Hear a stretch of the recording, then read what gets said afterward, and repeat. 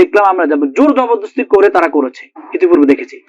কিন্তু এখন যেটা মিডিয়াতে আসলো, এটা দৃশ্যপটে কেন আসলো? আগে তো এরকম আরো অন্যান্য গোষ্ঠী বা অন্যান্য সংস্থা তারা করেছে, এটা আসলো কি জন্য? এখানে একটা ন্যারেটিভ আছে। ন্যারেটিভ হচ্ছে যেই ব্যক্তিরা এই কাজটা করেছে তাদেরও মাথায় দাড়ি টুপি আছে। তাহলে দাড়ি টুপি পরা একজন ব্যক্তি এই কাজটা করেছে বলে আমার এক নম্বর মূল্যায়ন হচ্ছে এটি মিডিয়াতে আলোচনা হয়েছে। এখন জোর জবরদস্তি করে করাটা ঠিক হচ্ছে কিনা দেখেন, বাংলাদেশে এরকম পথে প্রান্তরে অনেক মানুষকে দেখা যায় বহুদিন ধরে মানে গোসল করছে না, সে একটা সুস্থ পরিবেশে থাকছে না, এখান থেকে সে উত্তরণ হয়ে সে একটা ভালো পরিবেশে যাবে, এরকম কোনো অবস্থা নেই। আবার বাংলাদেশের কন্টেন্ট ক্রিয়েটর অনেকে আছেন, এগুলোতে উৎসাহ বোধ করে, আবার কে টাকা পয়সা দিচ্ছে তার নাম পর্যন্ত, তারা স্পন্সর কে করছে সেগুলো পর্যন্ত প্রকাশ করছে। তো আগে কখনো এগুলো নিয়ে এত মাতামাতি হয়নি।